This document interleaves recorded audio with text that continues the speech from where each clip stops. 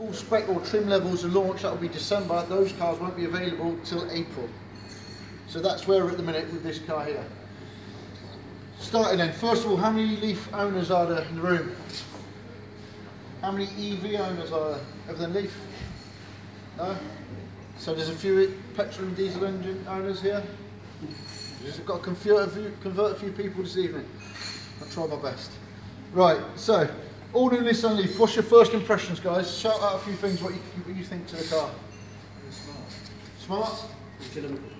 Economical. Stylish. Now tell me what you think about the outgoing Leaf or the 30 kilowatt hour Leaf. Ugly. Fugly.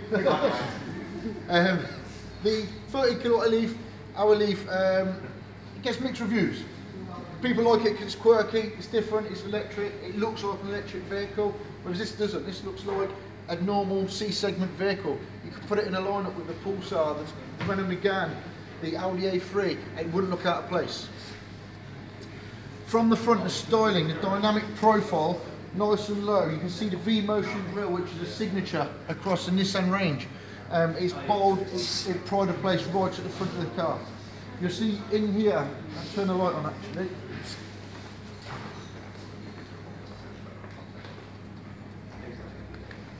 So you'll see your LED daytime running light signature there, it's a boomerang shape.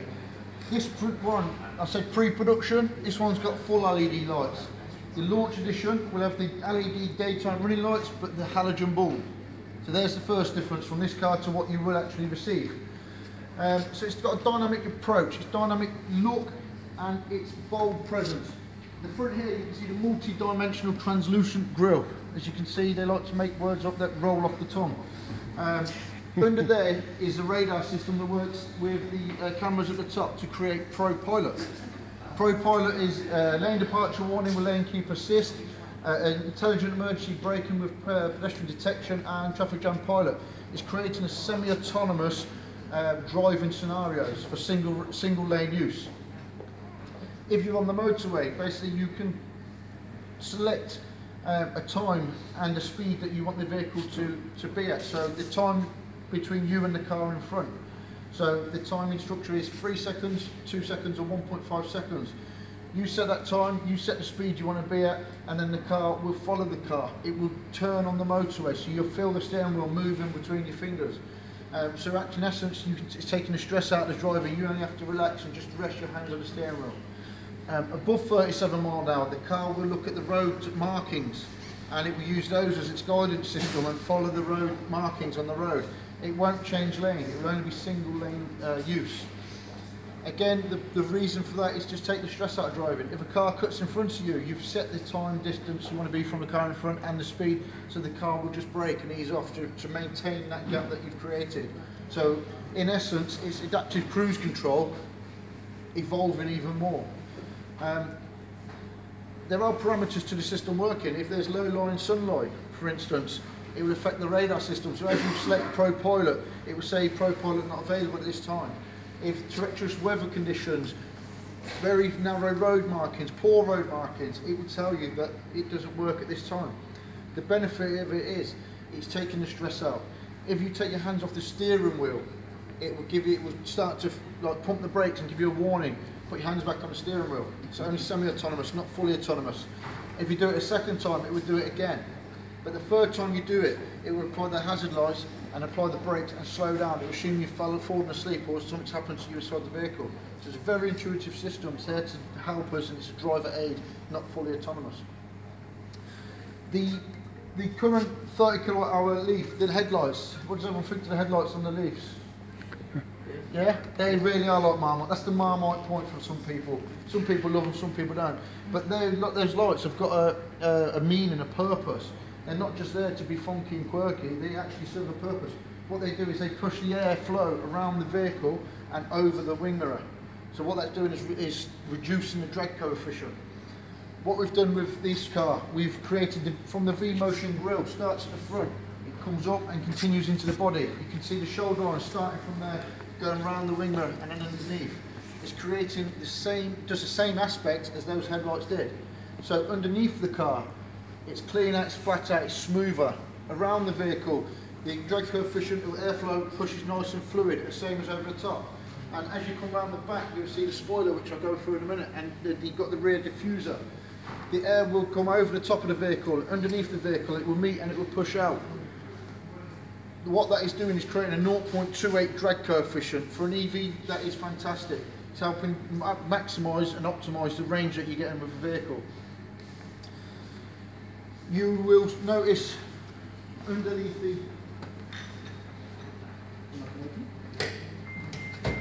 charge port changed charge from down below up onto the top. So the car is designed on customer feedback, and one of the feedback was that where the charge port's located, so we've moved it. We've lifted it up, made it more visible, but the big difference, we've moved over from type 1 charging to type 2. All the new 40 kilowatt hour Leafs will have type 2 charging, a 6.6 kilowatt onboard charger. So in essence, the battery's gone up in size, but the charge time is staying the same. If your current Leaf if you're a current Leaf owner and you've got a wall box supplied at home, with the launch edition vehicles, we'll supply you with a free upgrade of the wall box. We'll upgrade you to 7 kilowatt hours to maintain the charge time. So charge time on this is 5.5 to 8 hours. If you've still got your shadow mode, 50 kilowatt hour shadow mode. So on the electric network, we've got 100% coverage on the motorways of charge points. It will charge it to 80% in 40 minutes. So, with the range of the vehicle, 235 miles NEDC, range anxiety is going to the back of your mind now. The electric network, the coverage is getting greater and better. So again, it's pushing that range anxiety back. The car itself is becoming a car that can almost go anywhere. It's becoming a more functional, everyday vehicle. We'll close those up and we'll move round to the side. If you go split down that side of sunk on this side, guys, you'll notice from the side profile, you've got 17-inch alloys that come standard on the launch edition. You've got your glossy B and C pillar, giving it a sleek look, creating a floating roof. So it's looking like a sleek vehicle, it's more functional. The car's length is 5 centimetres longer, 2 centimetres wider, giving it a bigger presence on the road again. Inside the vehicle, you've got the NVH, noise, vibration and harshness of the vehicle. It's been improved from inherently. The NVH now is being recorded and registered as better than an E-Class Mercedes. For an electric vehicle, people will commonly say, there's no engine noise, you're going to hear more on the road. Not anymore, we've improved it so much. The interior cabin, the packaging, the way the car has been ergonomically designed is so much greater. As you look inside the cabin, it's all made up of premium fill materials. Your launch edition one, if you were to order today, the launch edition won't come with leather interior, it will come with recycled woven fabric. 80% of the Nissan Leaf is made up of recyclable materials. So again, Nissan being innovative in the way we launch electric energy. We're sustainable, we want to use recycled materials. The telematic system in the middle is evolved. You've now got Apple CarPlay and Android Autoplay within the launch edition as standard. Most manufacturers give you one or the other. We're giving you both. A recent survey said that 97% of people don't leave their house without their mobile phone. And if they do, they feel lost. So we're doing that and giving you Apple CarPlay and Android Autoplay. We're turning the car, we're making the car your mobile phone. It's a necessity. You need your phone, so the telematics interface will turn into your phone screen once you back up to the car. As you come around the back, I mentioned the car's size changed. You come all the way around the back this way, guys, you'll see the rear spoiler. It's evolved. Rear spoiler with a side arm, helping that dynamic flow. There's a big difference. It's inside the rear.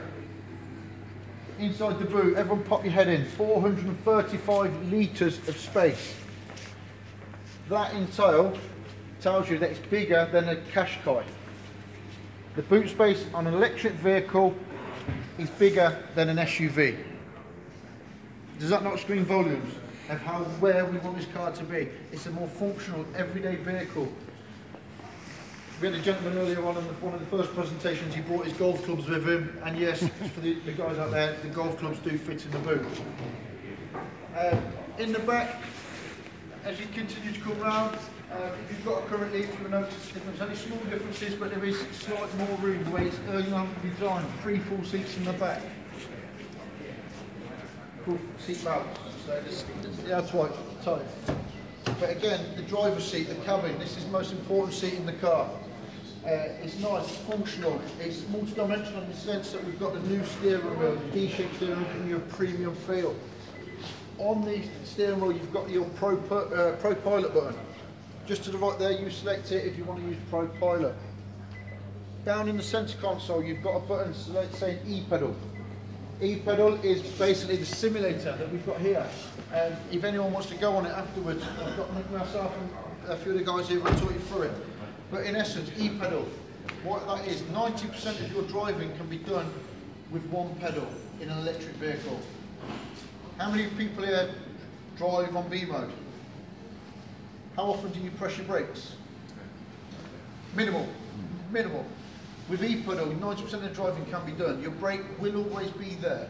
If you take your foot off the accelerator and you have to put your foot on the brake, it will be there. We're not taking it away, but all we're doing is creating maximum regenerative braking from your accelerator. So, in essence, how it works, as you accelerate, the car will go.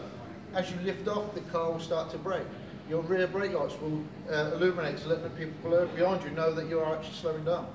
Because the harsher you lift off the accelerator, the harsher the braking will be.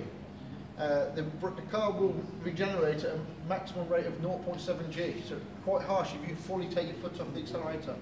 If you come off the accelerator and put your foot immediately on the brake fully in a quick motion, it will flash the heads lights to let you people know that you've slowed down suddenly because there's an obstacle in the way.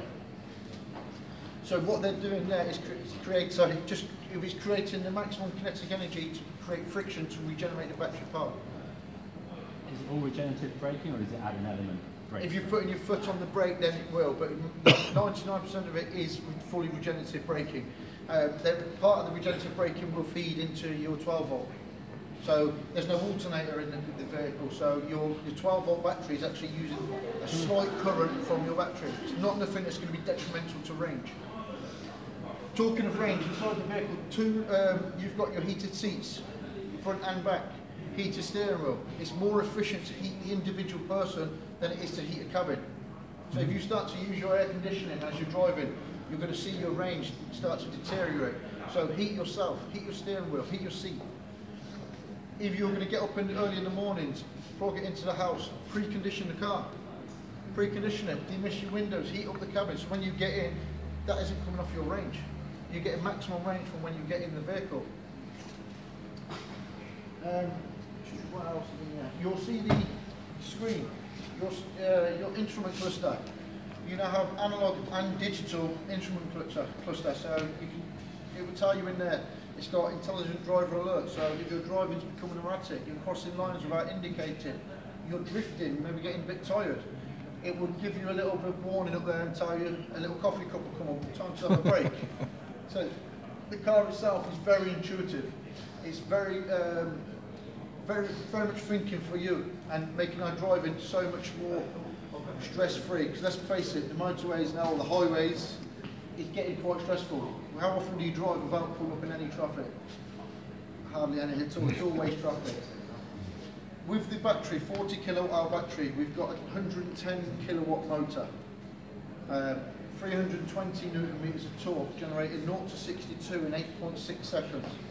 So that is improved on your current Leaf. So the current Leaf is an 80 kilowatt hour motor, now you're at 110. So 0 to 62 on current Leaf is about 11 and a half, 11, 12 seconds. Now it's 8.6. Not only have you got a better, more sleek, more dynamic, more functional vehicle, you're actually a quicker vehicle and maintaining battery range at 235 NEDC miles. Real world driving, you're looking at 180 to 200 mile range. I say NEDC miles because it's done on a rolling road in laboratory conditions. But you'll see brochures starting to change because from September this year we need to start moving over to WLTP instead of NEDC. What that means is worldwide harmonising light vehicle test procedure. Another one of those acronyms that make it nice and easy to say. But what that is, a NEDC mileage is done on a rolling road at a set speed for 10 minutes. The result of that, we publish it, 235 miles. What WLTP means is a 30-minute test over multiple speeds and multiple gear changes. So it's emulating real-world driving. A bit of 70 mile an hour, a bit of 30 mile an hour. It's giving you a mixture. So when you see WLTP in the brochure, you'd expect to get closer to the figure that's published there than you will do NEDC. Although we quote 235 miles now, in reality, 180 to 200 miles is what you're looking to achieve. And in the winter, if you've got the heating on, what does that come down to? Then I couldn't give you an actual figure there, but I'd expect about 150. But I can't. But I've not driven it in the winter to give you my personal reading or our accuracy.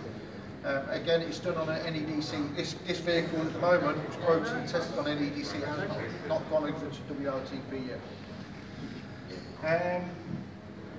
So this is the pre-production tech now. We'll go on to what's coming standard. So I've mentioned what we've got here. You've got your pre-production or your launch edition model that you can order today. Will include Pro Pilot, what I've mentioned, e-pedal. It's going to have a round view monitor. How many of you got a round view monitor at the moment? How many of you got parking sensors with it? You will have on the new one. Thank God. So the customer feedback again, if it's raining and bad conditions outside, you can't see the cameras, you could do with sensors. We're putting ultrasound sensors in with the new around view monitor. So again, we're thinking of customers in the forefront. We're going to have the intelligent driver alert, which is standard. So e-pedal, Pro Pilot, AVM with ultrasound sensors, Apple CarPlay, Android Autoplay, 17-inch alloys. These are all standard features on the launch edition. The next question you're probably going to ask is, what is the price of the car? £26,490 after the government incentive. So price point wise, if you look at the current 30 kilowatt hour Tecna, before the government grant is £31,000. If you look at the launch edition, it's going to be £30,000. So price for price, spec for spec, you're getting a cheaper car with so much more for the launch edition. It's not about what you're losing from Tecna. Okay, you're losing your leather seats or your Bose sound system. You're gaining the technology. You're gaining the evolution and the next step. This battery is we're the only manufacturer to have a battery that can not only take in power, but we can release power. So if anyone read up on vehicle to grid, yeah? Vehicle to grid is a technology Nissan are trialling at the moment with a company called ours. So basically, your car is a mobile power station. Once the trials are completed and the technology comes worldwide or global, you could get a vehicle to grid unit at your house. When you pull up from work, you plug into the unit and you can sell energy from your car back to the grid. So when the grid starts to spike, when everyone finishes work, everyone starts turning on the kettles, the lights, the kids on the PlayStation. It's helping maintain the grid. So sustainability. So you would sell energy out of your car to the grid when it's at its most expensive and charge up in the evening when it's cheap. So technically, your car is a mobile piggy bank. You get the special charger to support that vehicle to the grid. The vehicle to grid will be a unit that comes with tethered cables, but it'll be Type 2 or shadow mode tethered cables that comes with that. Does it come with a vehicle? No, vehicle to grid is coming later. It's a separate technology, but the charge points, well, yeah, it will connect to the car, yeah. Is the CHAdeMO ready for the new higher power, fast charge points that are starting to appear? That'll be the max, will it? Yeah. Basically, what we've done is the battery in this one, it's got a different cell structure. Taking out an element called manganese. What that's done is create higher energy density within the battery, which is adjusted the cell structure inside. So it's got a low cell resistance. So it's enabling us to still charge the capacity of 50 kilowatts, creating 0 to 80% in 40 minutes, and minimalising battery degradation over time. So the same with the thermal management system. It all works on the same principle. So it's all about the manganese coming out and this cell chemistry inside the battery. Still an 8-year warranty. 8-year warranty on the battery, 5-year warranty on the high voltage components, 3-year warranty on the actual car itself. Is that extendable? To be confirmed at this stage. I'm assuming it will be extendable, but it's to be confirmed. We don't have, I mean, I'm sure if you want to speak to dealers about finances and options and stuff at the moment, we don't have finance figures yet. But if you were to leave a deposit today with one of the dealers, it will secure one of the 1,000 launch edition cars ready for January, February delivery.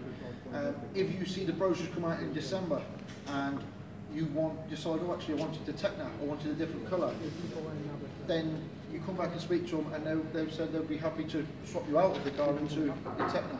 But all your deposits are, at the minute it's flexible, because we don't have finances, it's flexible on both parts. That if you're not happy with the deal that's put on the table, you can take your money and walk.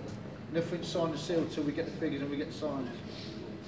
So, on that note guys, please jump inside, hands on, go ahead. Another question. When will a range of interior colours come on? In December we'll get a full range walk, so spec walk, so you get Visitor, Centre and Connector, the 2.0 which is the launch edition, and then Tecna. So you'll get those as brochure format. You can order it from them, but you won't receive it or see it until April. Will the Tecna be available in April? Yeah, that will be in the spec walk from December to look at physically. The launch edition, might add, only comes in 2 colours. So the launch edition comes in black or a colour called Spring Cloud. The easiest way to describe that colour is kind of a mint green stroke grey colour.